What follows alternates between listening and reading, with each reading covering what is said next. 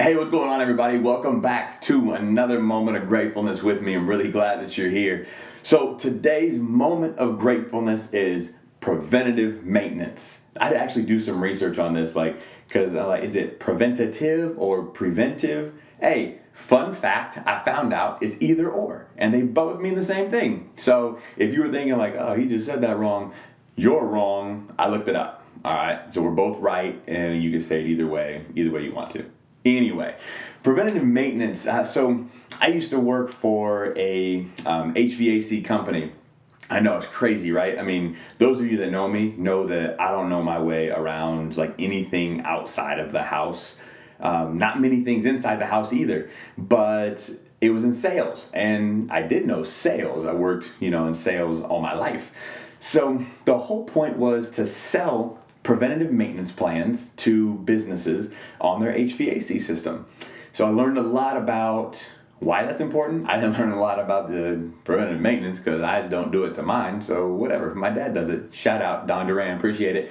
So preventative maintenance, obviously the ultimate goal is just trying to take care of something before it happens, right? That's the whole definition of preventative, is to take care of things before something bad happens. I mean, we do it with our car, we do it, we're really, you think about it, we do it with everything.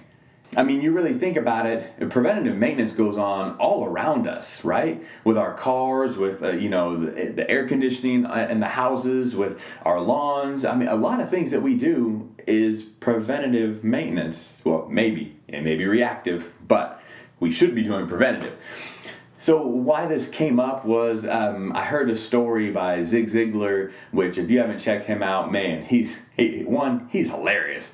Two, just some amazing stuff. No longer with us, but just some amazing stuff.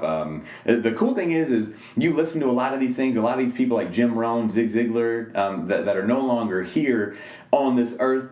All of it still applies. That's the crazy thing. That doesn't change. Stuff in my industry, like fitness, it changes. It just changed already. So it's crazy. But he talks about how he overheard someone talking and just saying that, man, he really likes Zig Ziglar's stuff whenever he is getting down, or whenever he's in a bad mood or whatever, he pops in a tape. That's how old it was. It was a tape.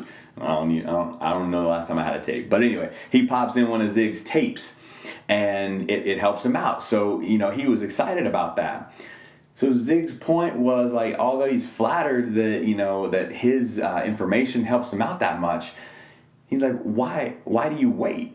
Why do we wait until something bad happens, until we're not in a great place, we're not who we want to be? Why do we wait until then to pop in a tape, turn on YouTube, right?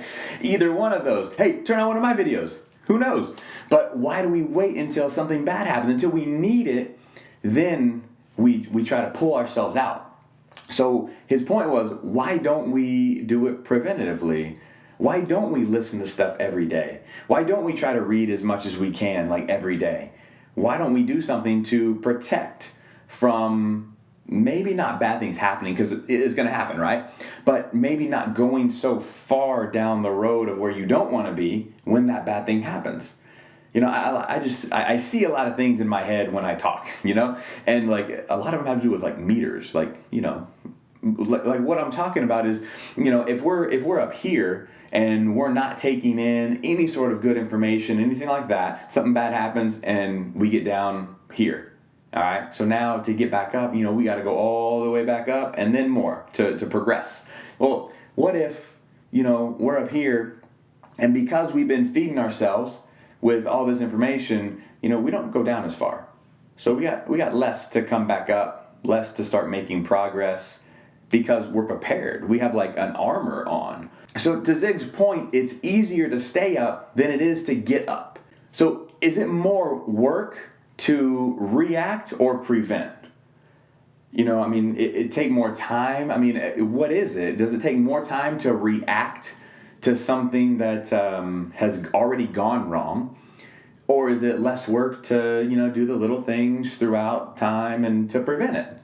Is it less work to fix that air conditioner, or to, clean out the filter, wash it off periodically like you're supposed to, like I gotta go do, any of those things, which is easier, which is less work. Hey, and then which has more of an impact? And then which is more costly, reacting or preventing? And we could talk literally like monetarily, like which is more costly. Hey, if I don't change the oil and that engine blows up, that is a heck of a lot more expensive than it would have been if I just would have spent the 30, 40, 50, 60 bucks to change the oil, depending on what kind of car you had. I've had a range, a few cars.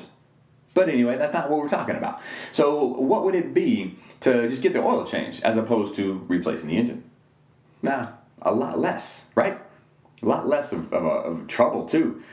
Hey, what about yourself? What about our physical bodies? Is it more costly to let ourselves go? We're gaining a ton of weight and a lot of health complications that come along with that.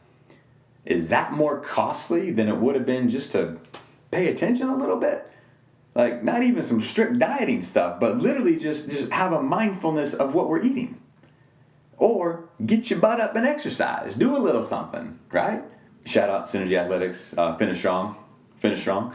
So it's really easy to see the benefits of preventing rather than reacting. And I'm still extremely guilty of this, just trying to be mindful of where this applies, which, like I said earlier, it's really everywhere. But to make sure that we execute on that in every area that we can is key. So what are we going to do about preventative maintenance? What changes are you going to make in your life that are going to help you stay away from those low lows? All right? Low. You may go low a little bit. You may drop down a little bit, but like I said, you're not going as far down as you were before. And maybe you're not staying there near as long either.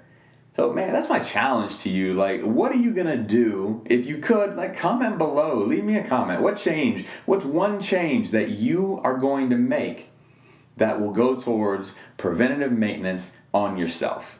Whether it's mindfulness, whether it's physical, whether it's emotional, whatever the case is, what's one change that you can make that will go towards preventative maintenance?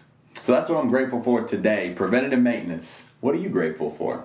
Hey, I really appreciate you watching. Thank you very much. You're already here. Why don't you subscribe to the channel? You get these videos every time that we release them. Also, leave us some feedback. Let us know what we can do to better our content, what we're doing for you. We would love to hear what you have to say. Our mission is to grow for you and make this available and attractive to whoever. We just want to spread positivity. That's what we're here for. So help us out with that. We really appreciate it. Thank you very much, and you have a grateful day.